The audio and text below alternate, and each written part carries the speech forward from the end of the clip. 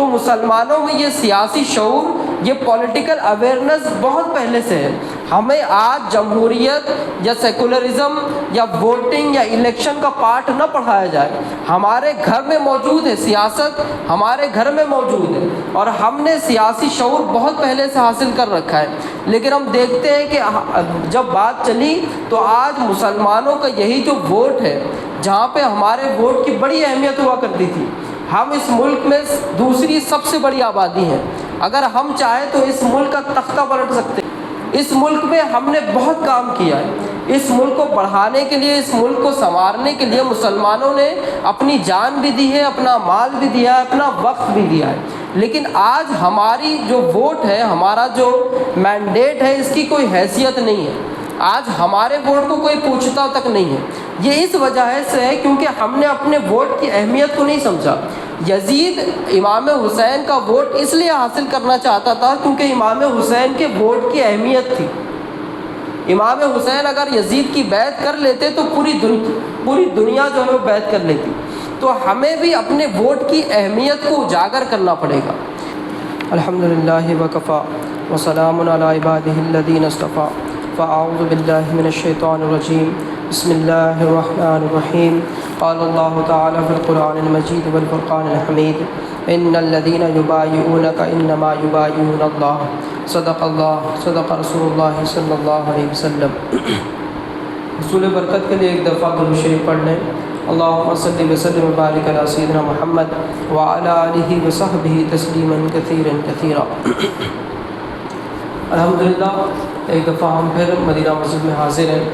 میری آواز جہاں تک جا رہی ہے میں گزارش کرتا ہوں تمام احباب سے کہ آپ جلد از جلد مدینہ مسجد میں تشریف لائیں۔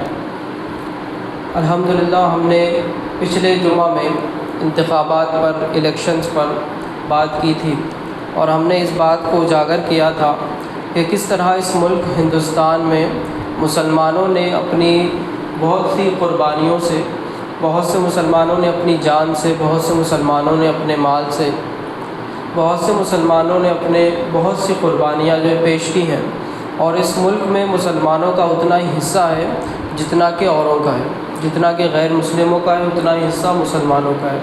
اور اس ملک میں مسلمانوں کو یہ کہنا کہ آپ باہر سے آئے ہیں اور آپ جو ہے زیادہ بچے پیدا کرتے ہیں، اور جس طرح کی زہر افشانی ملک میں کی جا رہی ہے انتخابات کے نام پر، ہم نے اس بات کو واضح کیا تھا کہ ہم اس ملک میں غیر نہیں ہیں، ہم نے اس ملک کے لیے خون دیا ہے اور ہم اس ملک میں برابر کے حصے دار ہیں۔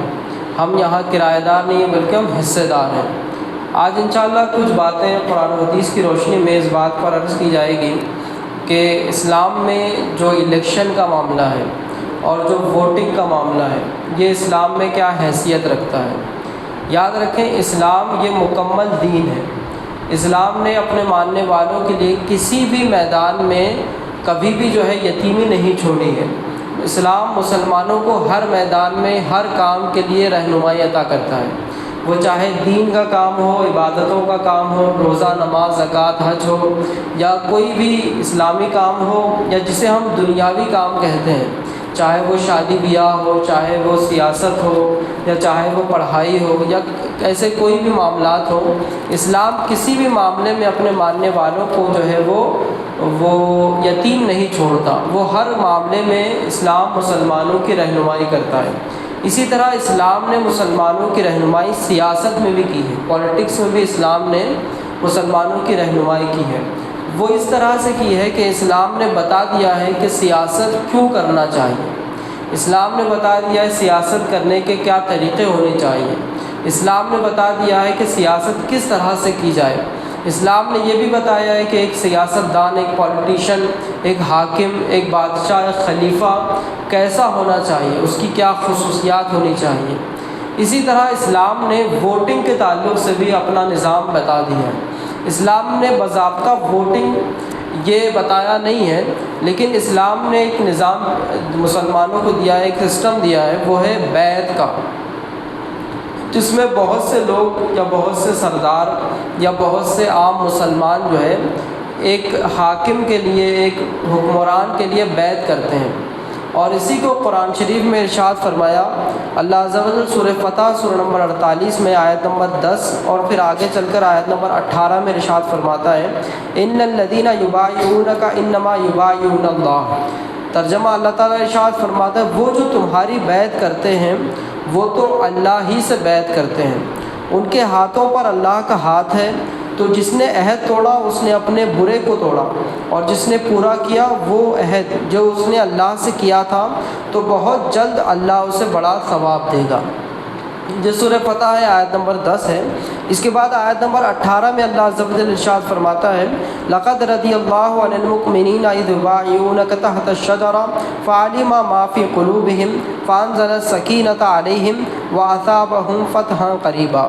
بے شک اللہ راضی ہوا ایمان والوں سے جب وہ اس پیڑ کے نیچے تمہاری بیعت کرتے تھے، تو اللہ نے جانا جو ان کے دلوں میں ہے تو ان پر اطمینان اتارا اور انہیں جلد آنے والی فتح کا انعام دیا۔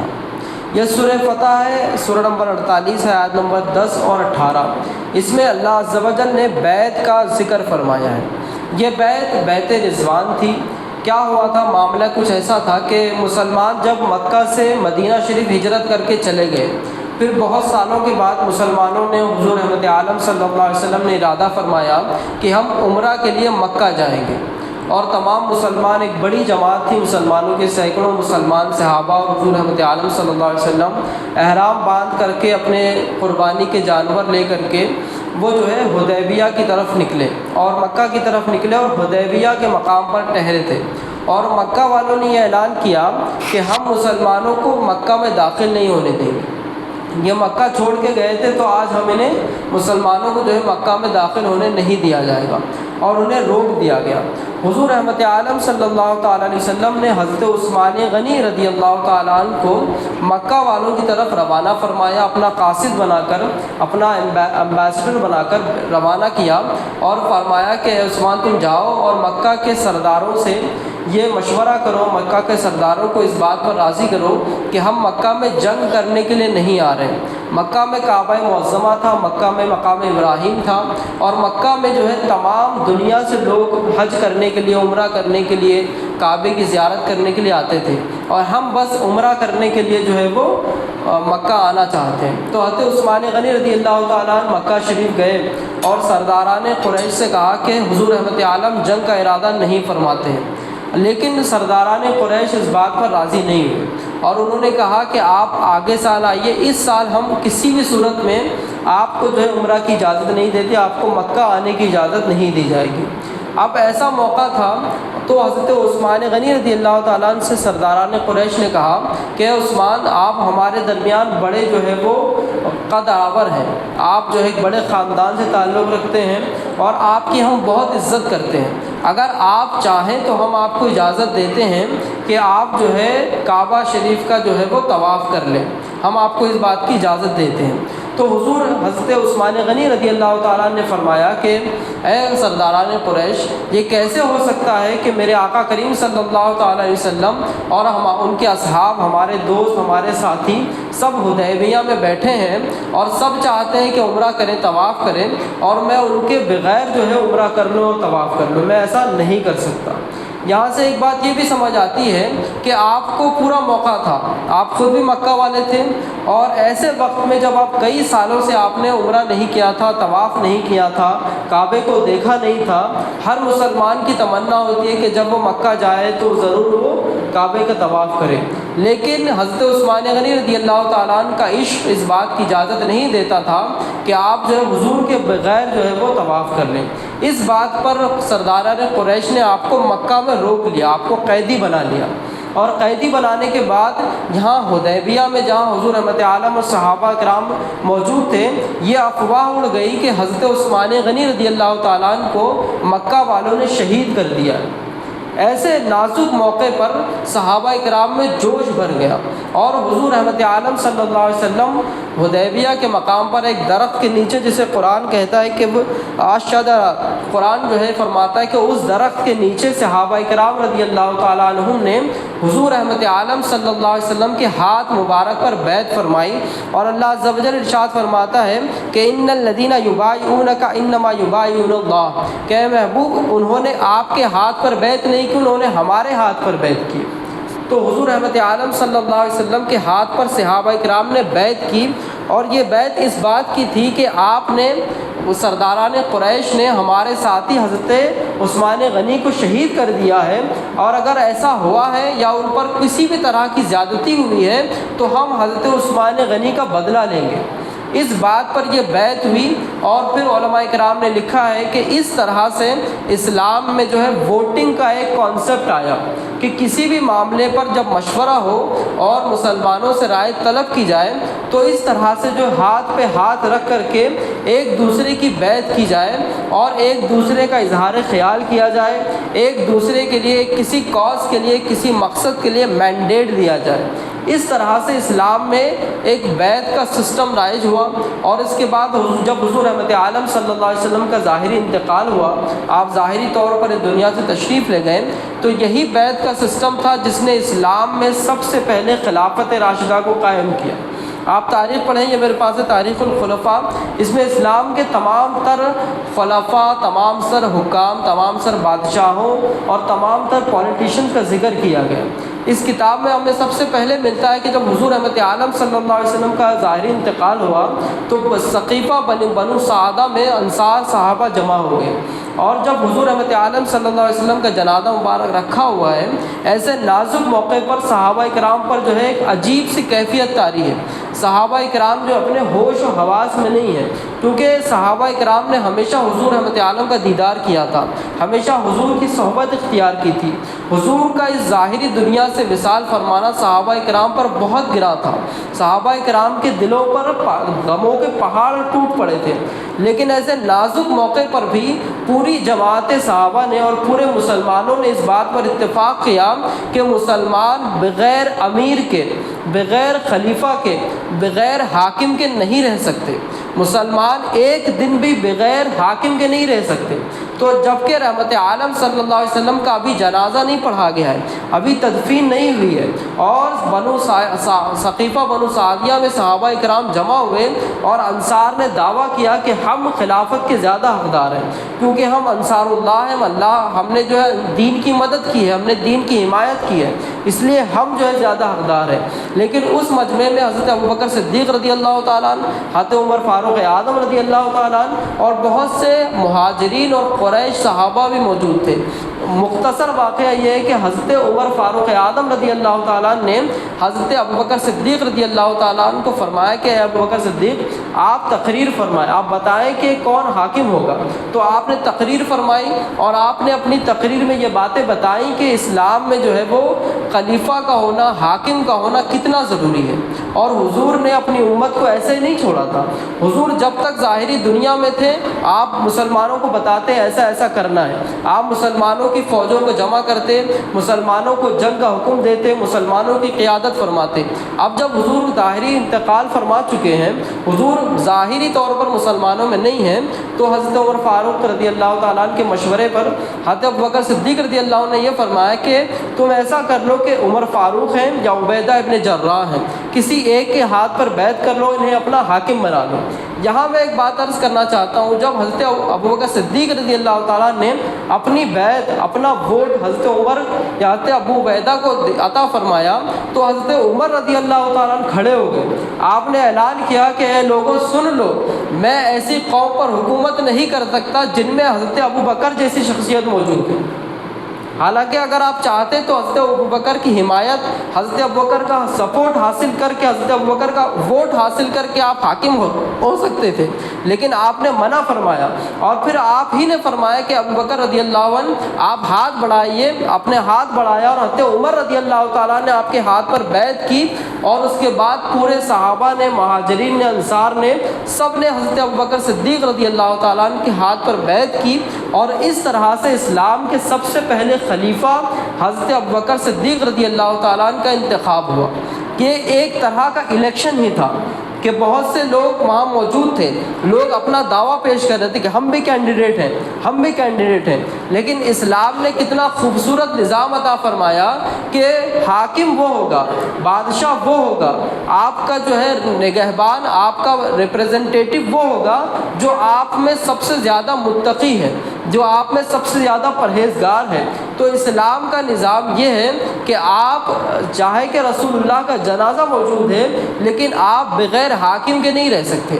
یہ اسلام کا پولیٹیکل اویئرنس تھا، یہ اسلام اور مسلمانوں کی سیاسی شعور تھی کہ ایسے نازک وقت میں بھی آپ نے جو ہے وہ کبھی اس کا ترک نہیں فرمایا کہ ہم جو ہے کسی بغیر حاکم کے رہ سکتے ہیں۔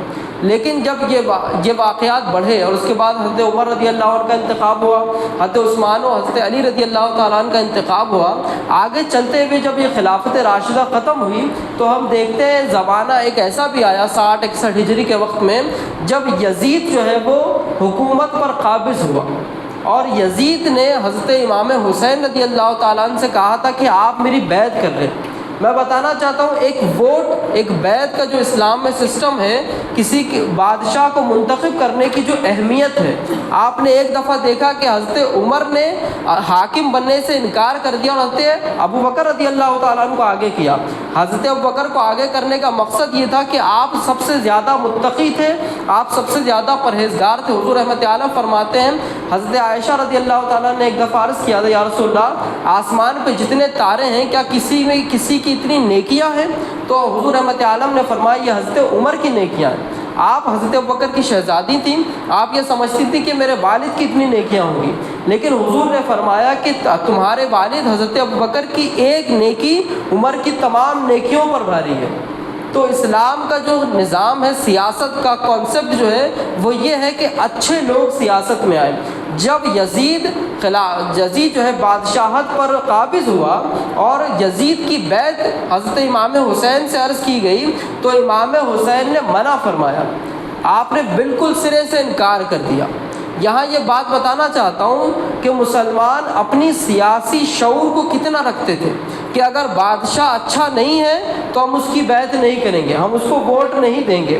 حضرت امام حسین نے انکار کر دیا، آپ کو ستایا گیا، آپ کو تکلیفیں دی گئیں، آپ مدینہ چھوڑ کے مکہ گئے، پھر مکہ کے والوں نے آپ کو جو ہے اصرار کیا کہ آپ ہاتھ بڑھائیں، ہم آپ پر بیعت کریں گے، لیکن آپ نے بیعت نہیں کی اور پھر آپ واپس چلے وہاں سے۔ اور سارا واقعہ کربلا سب جانتے ہیں کہ امام حسین رضی اللہ تعالیٰ نے اپنی جان کو نچھاور فرمایا، اپنے نفوس قدسیہ وہ 72 جو آپ کے اصحاب تھے، آپ کے جو ساتھی تھے جس میں چھوٹے چھوٹے بچے بھی تھے، آپ نے ان کی جانوں کو نچھاور فرمایا۔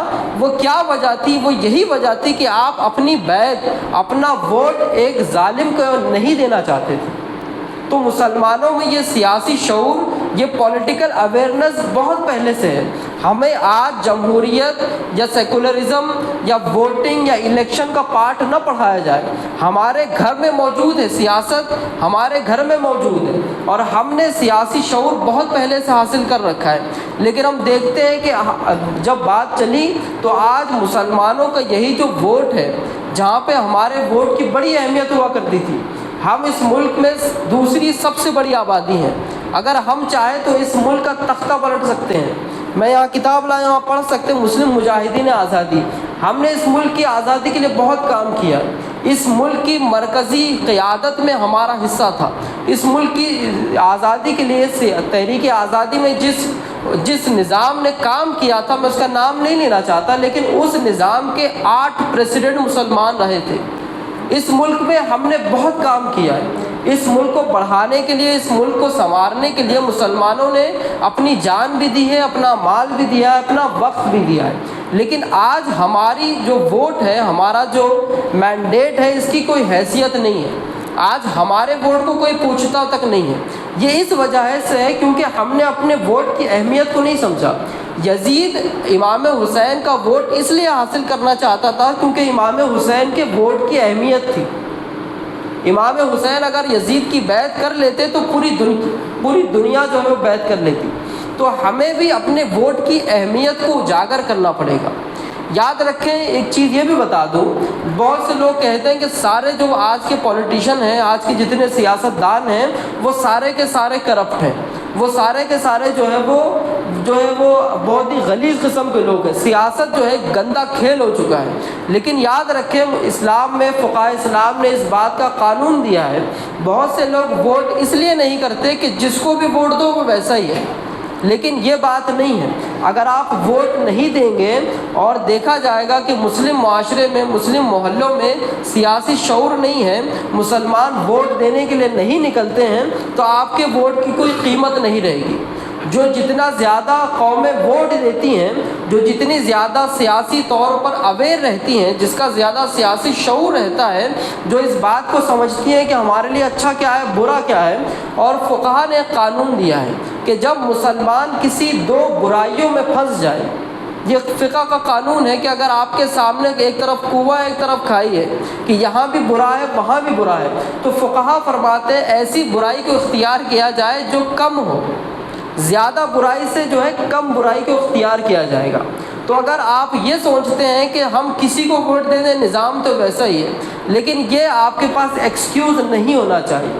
بہت سے لوگ نوٹا پہ ووٹ ڈال کے آ جاتے ہیں، یاد رکھیں ہمیں نوٹا کو نہیں جتانا ہے۔ الیکشن کمیشن آف انڈیا کا قانون ہے کہ اگر نوٹا نن آف دی اباؤ، ہم کسی کو ووٹ نہیں دیتے، ہاں ایک بٹن ہوتا ہے نوٹا کا، اگر ہم نے اس کو دبا دیا اور اگر اس کو زیادہ ووٹ آئے، سب کینڈیڈیٹس میں زیادہ ووٹ آئے، تو نوٹا نہیں جیتے گا بلکہ جو سیکنڈ کینڈیڈیٹ رہے گا اس کو ونر ڈکلیئر کر دیا ہے۔ تو ہمیں اپنی سیاسی شعور کو جگانا ہے۔ یہاں ہم مسجد سے اس بات کا اعلان نہیں کرتے آپ فلاں پارٹی کو جو ہے سپورٹ کریں، آپ فلاں کینڈیڈیٹ کو سپورٹ کریں، ہم اس بات کو جو ہے اسٹریس دے رہے ہیں، ہم اس بات پر دباؤ دے رہے ہیں کہ آپ اپنا سیاسی حق استعمال کریں۔ یاد رکھیں آج مسلمانوں کے لیے یہ نعرے دیے جا رہے ہیں کہ مسلمانوں سے حق رائے دہی یعنی ووٹنگ رائٹ چھین لیے جائیں۔ انہیں یہی ڈر ہے کہ اگر مسلمانوں سے ووٹنگ رائٹ چھین لیا جائے گا تو انہیں ہم سیکنڈ کلاس سٹیزن بنا سکتے ہیں۔ تو ہمیں اپنا ووٹ کا صحیح استعمال کرنا ہے۔ اسلام نے ووٹ کو بیعت کے نظام کے مطابق استعمال کرنے کا حق دیا ہے۔ اور یہ بھی بتا دوں، حضور رحمت عالم صلی اللہ علیہ وسلم کی حدیث پاک ہے، قال رسول اللہ صلی اللہ علیہ وسلم الراشی والمرتشی کلاہما فی النار، رشوت دینے والا اور رشوت لینے والا دونوں جہنم میں جائیں گے۔ ہمارے معاشرے میں یہ ہے کہ فلاں صاحب کی پارٹی سے فلاں کو 500 روپئے دیے گئے، فلاں کو 1000 روپئے دیے جا رہے ہیں، فلاں پارٹی والے 5000 روپئے دے رہے ہیں، اور بندے ووٹ ڈال کے آ جاتے ہیں۔ یاد رکھیں یہ سری حرام ہے، یہ رشوت کے حکم میں آتا ہے کہ کسی سے پیسہ لے کر کے اس کا کام کرنا۔ ہم اپنے ووٹ کو 500 1000 روپئے میں نہیں بیچیں گے، ہم اپنے ووٹ کا استعمال کریں گے حق کو غالب کرنے کے لیے۔ یاد رکھیں ووٹ کا ایک شرعی اصول یہ بھی ہے کہ ووٹ گواہی کے مطابق ہے، اور قرآن شریف کہتا ہے کہ گواہی کو سچائی کی طرف دیا جائے گا، جھوٹ کے لیے گواہی نہیں دی جائے گی۔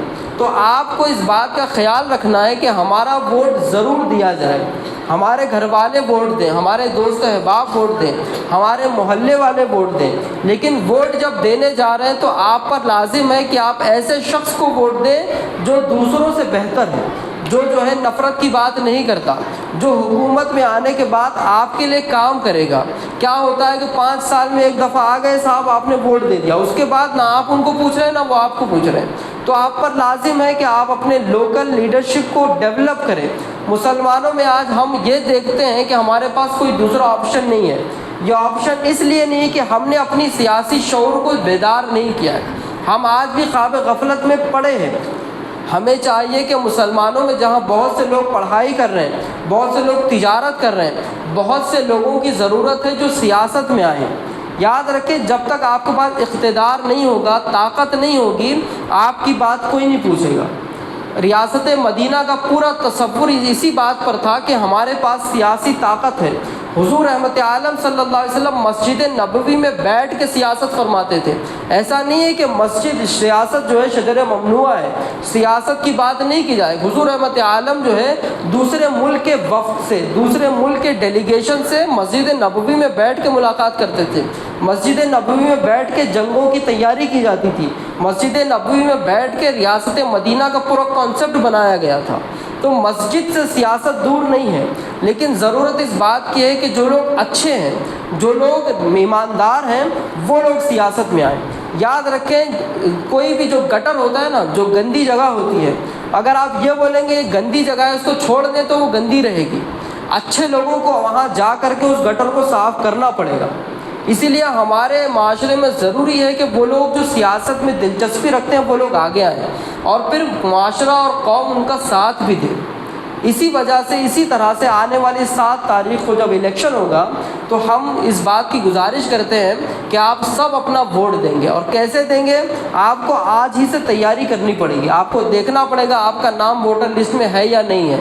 آپ الیکشن کمیشن آف انڈیا کی ویب سائٹ پر جائیں یا پھر ان کے کانٹیکٹ نمبرز ہیں واٹس ایپ وغیرہ پر، آپ کا آئی ڈی کارڈ نمبر ڈالیں گے، آپ کا آ جائے گا کہ آپ کو ووٹ کہاں ڈالنا ہے۔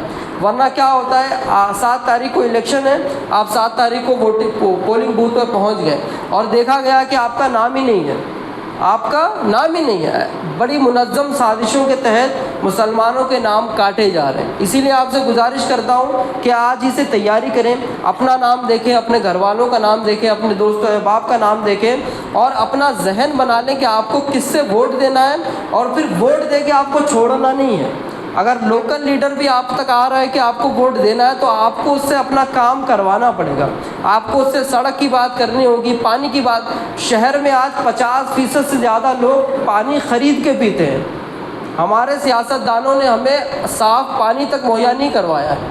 یہ اس لیے کیونکہ ہم نے کبھی انہیں پوچھا نہیں ہے۔ ہمیں اکاؤنٹیبلٹی بھی لانی پڑے گی، انہیں ذمہ داری کا احساس دلانا ہوگا کہ ہم نے آپ کو ووٹ دیا ہے تو ہمیں اپنا حق بھی چاہیے۔ مسلمان جو ہے وہ 2000 یا 5 کلو راشن کے لیے ووٹ نہ دیں، مسلمان اپنے حق کے لیے ووٹ دیں، اپنی آواز کو بلند کریں اور اپنا ایک مینڈیٹ ریڈی کریں کہ آپ کا ووٹ اہمیت کا حامل ہے، اور تب جا کے لوگ آپ کی بات مانیں گے۔ میں انہی گزارشات کے ساتھ ایک آخری شعر میں اپنی بات کو ختم کرتا ہوں کہ نہ سمجھو گے تو مٹ جاؤ گے ہندوستان والوں، تمہاری داستان تک نہ ہوگی داستانوں میں۔ گزارش کرتا ہوں کہ آپ اپنے ووٹ کا صحیح استعمال کریں، اور خصوصاً مسلم معاشرے میں، مسلم محلوں میں 100% رائے دہی کے لیے 100% ووٹنگ کے لیے آپ کام کریں۔ انشاءاللہ اللہ تعالیٰ نے چاہا تو ملک کے حالات ضرور بدلیں گے۔ اللہ تعالیٰ کی بارگاہ میں دعا ہے کہ اللہ تعالیٰ جو کچھ صحیح کہا گیا اس پر عمل کر کے عام کرنے کی توفیق عطا فرمائے۔ جو کوئی لفظ خطا ہوئے اپنے حبیب صلی اللہ علیہ وسلم کے توسط تصدق معاف فرمائے۔ مولا آنے والے انتخابات میں ہمارے لیے بہتری کے راستے فراہم فرما۔ مولا ہم تمام کو مسلم قیادت کو مضبوط کرنے کی توفیق عطا فرما۔ مولا اس ملک میں مولا عزت و وقار کے ساتھ ہمیں جینے اور اس ملک میں مرنے کی توفیق عطا فرما۔ وآخر دعوانا الحمدللہ رب العالمین۔